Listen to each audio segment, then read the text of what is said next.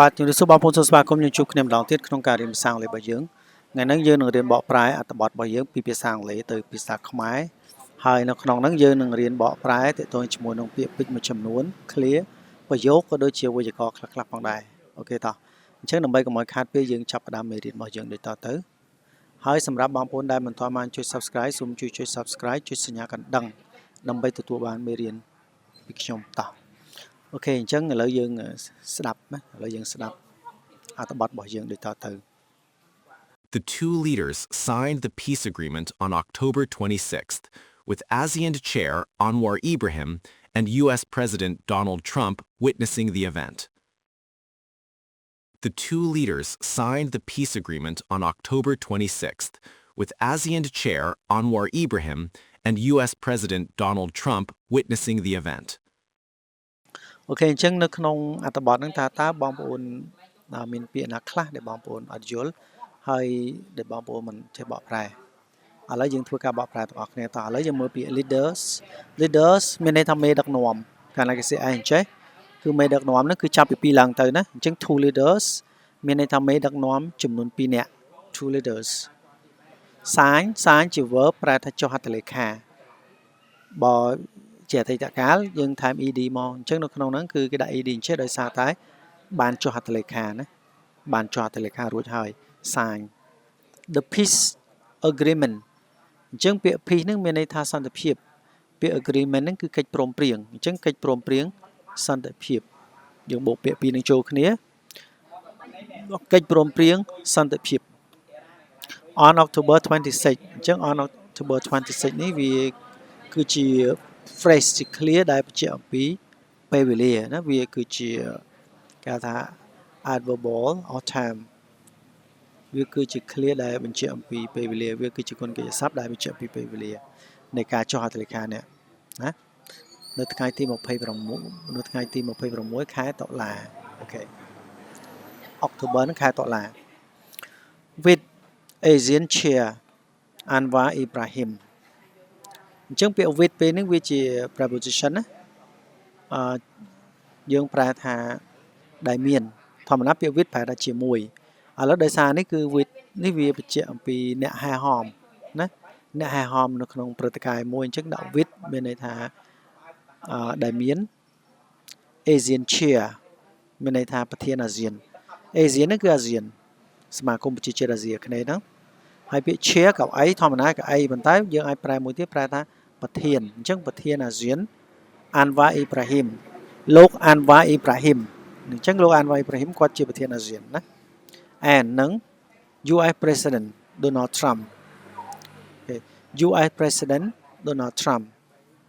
នឹងនឹងអីគេនឹងលោក Donald Trump ប្រធានាធិបតីអាមេរិកគេដែលជាប្រធានាធិបតីអាមេរិកអញ្ចឹង US President ហ្នឹងមានន័យថាប្រធានាធិបតីអាមេរិកហើយពាក្យ Donald Trump ជាឈ្មោះរបស់ប្រធានាធិបតីអាមេរិកនោះនឹងលោក Donald Trump ដែលជាប្រធានាធិបតីអាមេរិក witnessing ដែលធ្វើជាសាក្សី the event នៅក្នុងព្រឹត្តិការណ៍ព្រឹត្តិការណ៍អីគឺព្រឹត្តិការណ៍នៃការចុះសញ្ញេកិច្ចព្រមព្រៀងសន្តិភាពហ្នឹងណាអញ្ចឹងពាក្យ event ហ្នឹងគឺព្រឹត្តិការណ៍ឬក៏ហេតុការណ៍មួយដែលគេបានធ្វើឡើងហើយពាក្យ witness ហ្នឹងបើជានាមប្រែថាសាក្សីបើជា verb មានន័យថាធ្វើជាសាក្សីនៅក្នុងនេះវាជា verb ប៉ុន្តែគេដាក់ ing ឲ្យវាคล้ายទៅជា present participle នេះត្រឹមពាក្យ with ASEAN Chair Anwar Ibrahim and US President Donald Trump witnessing the event ហ្នឹងទាំងអស់ហ្នឹងគេហៅថា present participle phrase ណា present participle phrase វាជា clause ប៉ុន្តែដោយសារគេកាត់subject វាចោលហើយបន្តមកគេដាក់ ing ដាក់ ing ទៅលើកិច្ចសព្ទហ្នឹងទៅវាคล้ายទៅជា present participle phrase អញ្ចឹងយើងប្រែថាម៉េចជាមួយនឹងប្រធានអាស៊ានលោក Anwar Ibrahim និងលោក Donald Trump ដែលជាប្រធានាធិបតីអាមេរិកដែលបានធ្វើជាសាក្សីនៅក្នុងព្រឹត្តិការណ៍នៅក្នុងព្រឹត្តិការណ៍មានន័យព្រឹត្តិការណ៍នៃការចុះហត្ថលេខាអូខេខ្ញុំប្រែប្រយោគនឹងម្ដងទៀតណាអញ្ចឹងគេថាអ្នកដឹកនាំទាំងពីរបានចុះហត្ថលេខាលើកិច្ចព្រមព្រៀងសន្តិភាពនៅថ្ងៃទី26ខែតុលាជាមួយនឹងប្រធានអាស៊ាន លោក Anwar Ibrahim និងលោក Donald Trump ដែលជាប្រធានាធិបតីអាមេរិកដែលបានធ្វើជាសាក្សីនៅក្នុងព្រឹត្តិការណ៍នោះអូខេអញ្ចឹងយើងអត់មានអីពិបាកតោះឥឡូវយើងទៅមុខទៀត Under point 5 of the agreement, Thailand committed to releasing the 18 detained Cambodian soldiers and to formally acknowledge the cessation of hostilities along the border. Under point 5 of the agreement, Thailand committed to releasing the 18 detained Cambodian soldiers and to formally acknowledge the cessation of hostilities along the border. ចាឥឡូវបងប្អូនយើងមានពាក្យពិបាកទេនៅក្នុងហ្នឹងតោះអូខេឥឡូវយើងមើលទាំងអស់គ្នាយើងប្រែថាយោងតាមចំណុចទី5ណា under the point 5យោងតាមចំណុចទី5 of the agreement អស់នោះប្រែន័យ the agreement ហ្នឹងប្រែថាកិច្ចព្រមព្រៀងសន្តិភាពហ្នឹងណា Thailand ប្រទេសថៃ committed បានបដិញ្ញាចិត្តអញ្ចឹងពាក្យ commit ហ្នឹងគឺបដិញ្ញាចិត្តដែលគេសេជាអតីតកាលថាមីឌីមក committed បានបដិញ្ញាចិត្ត to releasing ដើម្បីដោះលែងបានបដិញ្ញាចិត្តដោះលែងអញ្ចឹង committed to releasing មានន័យថាបដិញ្ញាចិត្តដោះលែងអូខេដោះលែងវា release ដោះលែង release នឹងវាជា verb ប្រែដោះលែងប៉ុន្តែពេលនេះគេដាក់ ing ឲ្យវាដោយសារវាឈរនៅខាងក្រោយ preposition to releasing អូខេមានន័យបដិញ្ញាចិត្តដោះលែង the 18 detained Cambodian soldiers យើងប្រែ soldier មុនប្រែទាហានមុនទាហានកម្ពុជាដែលត្រូវបានឃុំឃាំងទាំង18នាក់អញ្ចឹងពាក្យ detain បងប្អូនចេះណាដែលត្រូវបានឃុំឃាំងគេ CED ចេះដែលត្រូវបានឃុំឃាំងអញ្ចឹងទាហានកម្ពុជាដែលត្រូវបានឃុំឃាំងចំនួន18នាក់ and to normally នឹងប្រែថាជាផ្លូវការ normally នេះជាផ្លូវការ acknowledge ប្រែថាទទួលស្គាល់ acknowledge ទទួលស្គាល់ acknowledge the cessation ទទួលស្គាល់ការឈប់ of hostilities នេះមានន័យថាអរិយភាពនឹងការឆ្លោះទាស់ទែងគ្នាការប្រយុទ្ធប្រឆាំងគ្នាអីហ្នឹងការបំផ្លាញគ្នាទៅវិញទៅមកហ្នឹងអរិយភាពណា along the border មានន័យនៅតាមបណ្ដោយព្រំដែន along តាមបណ្ដោយ the border ព្រំដែនអញ្ចឹងកន្លែងនេះយើងប្រែថាម៉េចនេះទៅនេះ formally acknowledge the cessation of hostilities along the border មានន័យថាទទួលស្គាល់ជាផ្លូវការឈប់បង្កអរិយភាពណាដាក់គ្នានៅតាមបណ្ដោយព្រំដែនអូខេតោះឥឡូវយើងប្រែម្ដងទៀតយោងតាមចំណុចទី5នៃកិច្ចព្រមព្រៀងប្រទេសថៃបដិញ្ញាចិត្តដោះលែងទាហានកម្ពុជាដែលត្រូវបានឃុំឃាំងចំនួន18នាក់និងទទួលស្គាល់ជាផ្លូវការឈប់បង្កអរិយភាពនៅតាមបណ្ដោយព្រំដែនអូខេ The soldiers have now been detained for 91 days. The International Committee of the Red Cross has confirmed that they are in good health and being treated humanely. The soldiers have now been detained for 91 days. The International Committee of the Red Cross has confirmed that they are in good health and being treated humanely. អូខេឥឡូវយើងមាន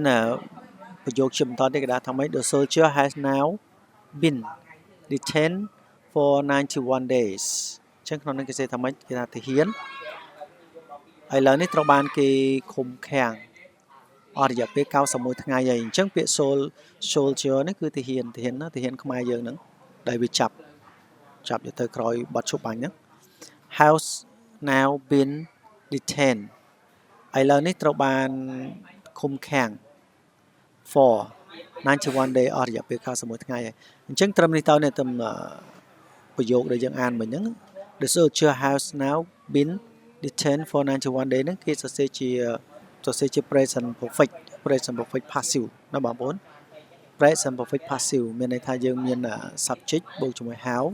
បន្ទាប់មកយើងបូក to be ក្នុងកន្លងទី3បន្ទាប់មកយើងបូក verb កន្លងទី3មកអានេះគេហៅថា present perfect passive ណាអូខេមានន័យថាត្រូវបានឃុំខ្លួនត្រូវបាន has been detained នឹងត្រូវបានឃុំខ្លួន for 91 day រយៈពេល91ថ្ងៃ The International Committee of the Red Cross ដែលសរសេរកាត់ថា ICRC ពាក្យថា International Committee មានន័យថាគណៈកម្មាធិការអន្តរជាតិណា of នៃអីគេកាកបាទក្រហម Red Cross នេះគឺកាកបាទក្រហមណា Red Cross កាកបាទក្រហមអញ្ចឹងពាក្យ I នេះតំណាងឲ្យពាក្យ International មានន័យថាអន្តរជាតិ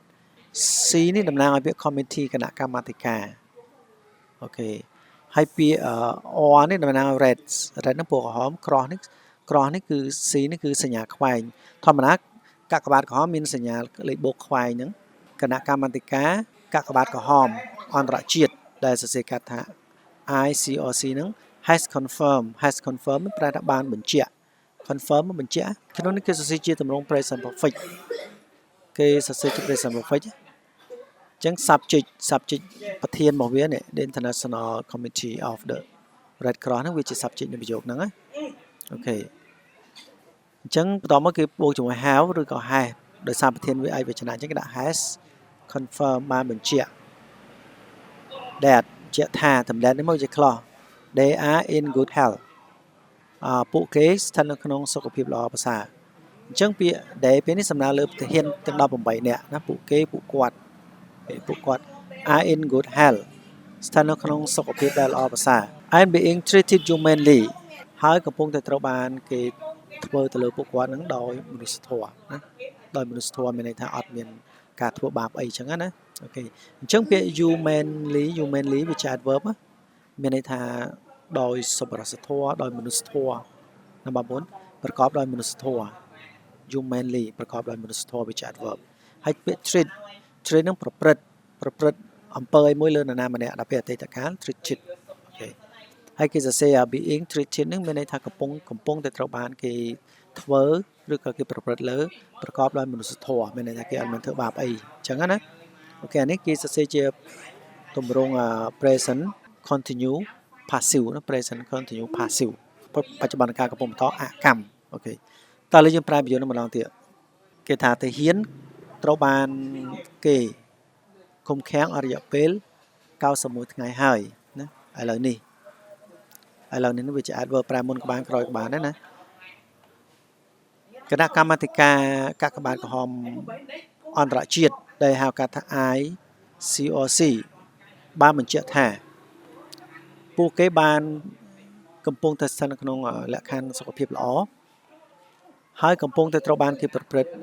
លើតាមគេថាប្រកបដោយមនុស្សធម៌ណាប្រកបដោយមនុស្សធម៌មានន័យថាគេអត់ធ្វើបាបអីអញ្ចឹងណាអូខេអញ្ចឹងបងប្អូនមេរៀនយើងមានតែប៉ុណ្ណឹងហើយសង្ឃឹមថាបងប្អូនចេះពាក្យពេចន៍មួយចំនួននៅក្នុងមេរៀនយើងហ្នឹងណាអូខេហើយកុំភ្លេចចុច Subscribe ចុចសញ្ញាកណ្ដឹងដើម្បីទទួលអាមេរៀនថ្មីៗពីខ្ញុំ